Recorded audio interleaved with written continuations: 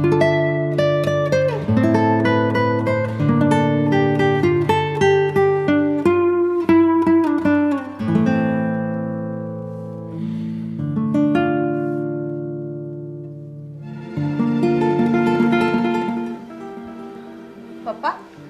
ક્યાં મનસુખ કાકાના ઘરે ગયા હતા? હા બેટા, હું મનસુખ કાકાની ઘરે જ ગયો હતો. આ તારા લગ્ન આવે છે તો થોડીક રૂપિયાની જોગવાઈ તો કરવી પડશે ને. પપ્પા, તો મનસુખ કાકાએ શું કહ્યું? રૂપિયા આપશે કે નહીં? ના બેટા, મનસુખ કાકાએ રૂપિયાની ચોખ્ખી ના પાડી દીધી. એનાથી રૂપિયાની કોઈ સગવડ થાય એમ નથી. પપ્પા, તો હવે આપણે શું કરીશું? હા, લગ્નને થોડા દિવસોની જ વાર છે, હજુ બધી ખરીદી બાકી છે. કેવી રીતે બધું કરશું? બેટા, હવે તો મૂંઝવણ એ વાતની છે કે ક્યાં જાઓ અને કોની પાસે જઈને વાત નાખું. પપ્પા, એક કામ કરો ને, પેલા મવાવાળા તમારા ભાઈબંધ છે ને પ્રવીણભાઈ, એમની પાસે જઈને વાત કરો ને, એ ના નહીં પાડે તમને. બેટા, આ તારા પહેલાં મને આ વિચાર આવ્યો હતો, પણ પ્રવીણ અત્યારે શહેરમાં જઈને બહુ મોટો માણસ બની ગયો છે. હવે હું અત્યારે એની પાસે જાઉં અને કદાચ મને ઓળખે પણ નહીં. પપ્પા, માણસ ગમે તેટલું મોટું થઈ જાય, ગમે ત્યાં રહેવા જતું રહે, પણ એના બાળપણના જે દોસ્ત હોય ને એને ક્યારેય નથી ભૂલતું. પપ્પા, મને વિશ્વાસ છે કે પ્રવીણ અંકલ તમને જરૂર મદદ કરશે. તમે એકવાર જાઓ તો ખરા. સારું બેટા, હવે તો એટલું બધું કહે છે ને તો હું જરૂર જઈશ, પણ તું અત્યારે પહેલાં મને એક કપ ચા બનાવી દે. જા. હા પપ્પા.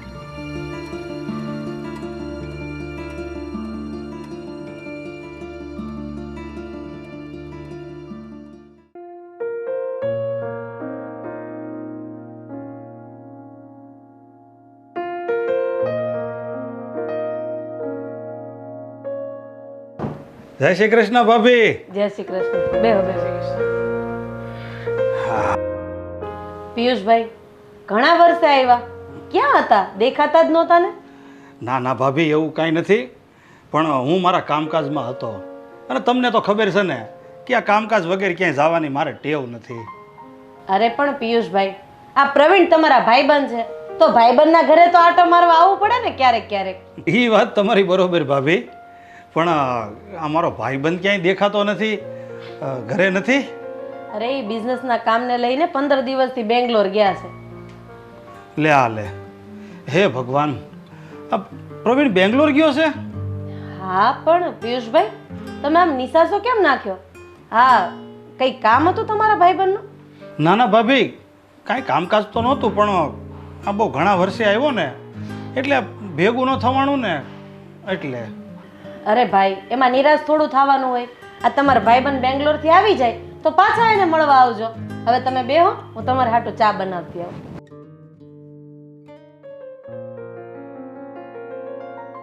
બેટા, તું અત્યારે શું કરે છે? ભણે છે? હા અંકલ, મારે કોલેજ ચાલુ છે, પણ આ પાયલ શું કરે છે? એ પણ ભણે જ છે ને? ના બેટા, પાયલે તો ભણવાનું છોડી દીધું, કારણ કે આવતા મહિને એના લગ્ન છે. આ એટલા માટે તો હું તારા પપ્પાને મળવા આવ્યો હતો કે મારે થોડીક રૂપિયાની જરૂર છે. ઓહ, એવું છે અંકલ, પણ પપ્પા નથી એટલે રૂપિયાની વ્યવસ્થા તો કેવી રીતે થાય? પણ તમે ચિંતા ના કરો, એ આવશે ને એટલે હું એમને બધી વાત કરી દઈશ કે પિયુષ અંકલ આવ્યા હતા.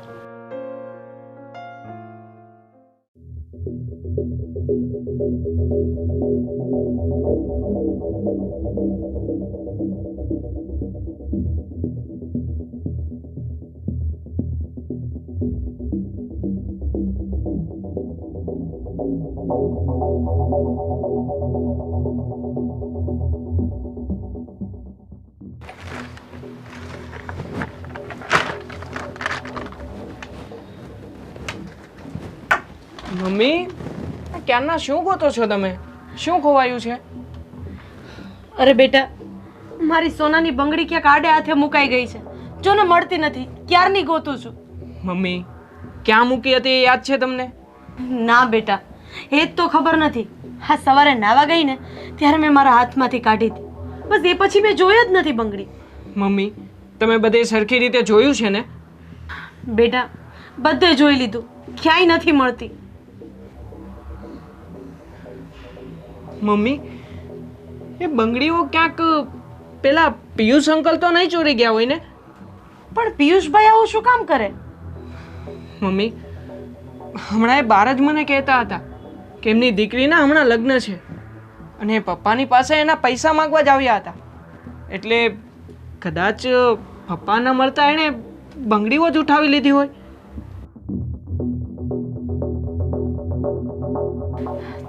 તારી વાત તો સાચી છે. નકર આ ઘરમાં ક્યાંક તો બંગડીઓ મળવી જોઈએ ને. નક્કી એ માણસ જ ચોરી ગયો છે.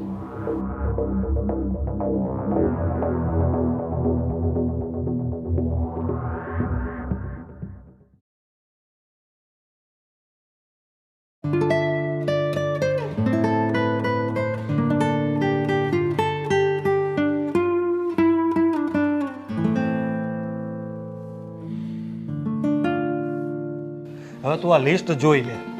હવે આમાં કંઈ ઘટતું હોય ને તો મને કહી દે. જો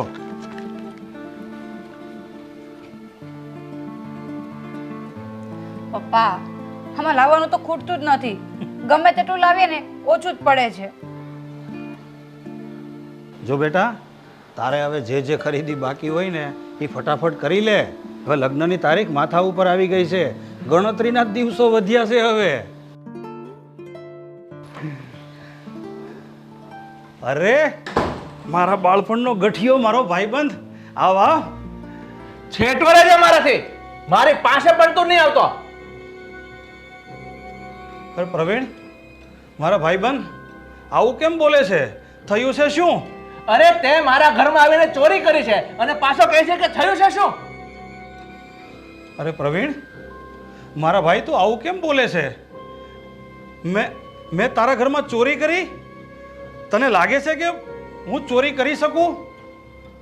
અત્યાર સુધી નહોતું લાગતું, પણ મને હવે સમજાય છે કે તું કેટલો હલકો માણસ છે. બસ પ્રવીણ, હવે એક શબ્દ આગળ ના બોલતો, નહીતર મારી ખોપરી ફાટી જશે ને હું ભૂલી જઈશ કે તું મારો બાળપણનો મિત્ર છો. અરે ભૂલી તો હું ગયો છું કે તું મારો દોસ્ત છે. તારા જેવા ચોરને હું મારો દોસ્ત માનતો પણ નથી. તું દોસ્ત નહીં, દગાબાજ છે, દગાબાજ દોસ્ત. અને તે મારા ઘરમાં આવીને ચોરી કરી, મારા ઘરમાં આવીને હાથ નાખ્યો. તને એમ જ લાગે છે ને કે મેં તારા ઘરમાં આવીને ચોરી કરી? તો બોલ મેં શું ચોર્યું છે તારા ઘરમાંથી? વાહ, કેટલો ભોળો બને છે તું. મારા ઘરમાં આવીને તારી ભાભીની બંગડી ચોરી ગયો છે અને પાછો પૂછે છે કે શું ચોર્યું છે મેં? તારા ઘરમાંથી બંગડી મેં ચોરી છે? હા. તો જા, 2 દિવસમાં તને તારી બંગડી પાછી મળી જશે. નીકળી જા મારા ઘરમાંથી. આજથી તારી ને મારી યારી ખતમ. આ તો નથી જોતી મારે તારી દોસ્તી. તારા કરતા તો એમનેમ સારા.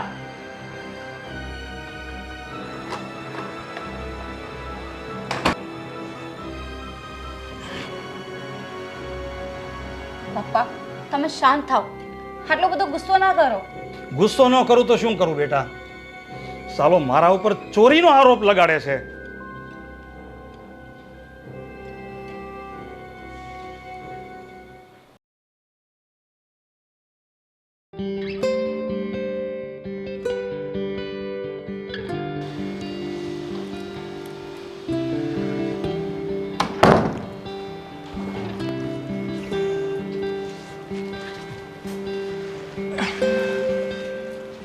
આવી ગયો બેટા? હા પપ્પા.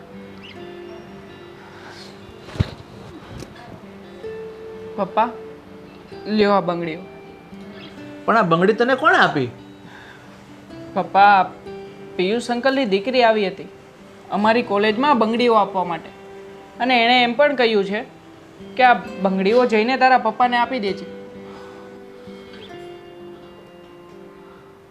પિયુષે બંગડી મોકલાવી દીધી? હા પપ્પા.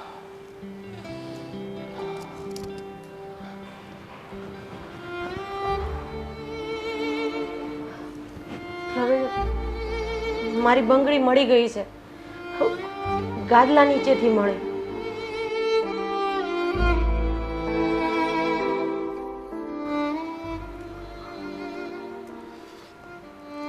શું? આ બંગડીઓ મળી ગઈ? એનો અર્થ કે મારા દોસ્તે ચોરી નહોતી જ કરી. હા પ્રવીણ, પિયુષભાઈએ ચોરી નહોતી કરી, પણ આપણે જોયા જાણ્યા વગર એની ઉપર આરોપ મૂકી દીધો તો. હે ભગવાન, આ મારાથી શું થઈ ગયું? મેં મારા બાળપણના દોસ્ત ઉપર આવો નીચ આરોપ લગાડ્યો, એને મેં ચોર કીધો. પપ્પા, અઠવાડિયા પછી પિયુષ અંકલની દીકરીના લગ્ન છે. લગ્ન માટે પિયુષ અંકલ પાસે રૂપિયા પણ નથી. આપણા ચોરીના આરોપના કારણે એણે આપણને બંગડીઓ કરાવીને આપવી પડી. હે ભગવાન, આજે આ મારા કારણે મારા ભાઈબંધને કેટલું હેરાન થવું પડ્યું છે. પ્રવીણ, હાલો આપણે અત્યારે ને અત્યારે પિયુષભાઈના ઘરે જઈએ. જો આપણી એક ભૂલના લીધે આ પાયલ દીકરીના લગ્ન અટકી જશે ને તો આપણે આપણી જાતને ક્યારેય માફ નહીં કરી શકીએ. એના ઘરે જઈને આ બધી હકીકત એને જણાવી દઈએ અને એની માફી માંગી લે. હાલો. તારી વાત ખરે છે રાધા. ચાલો આપણે અત્યારે જ પિયુષભાઈના ઘરે જઈએ.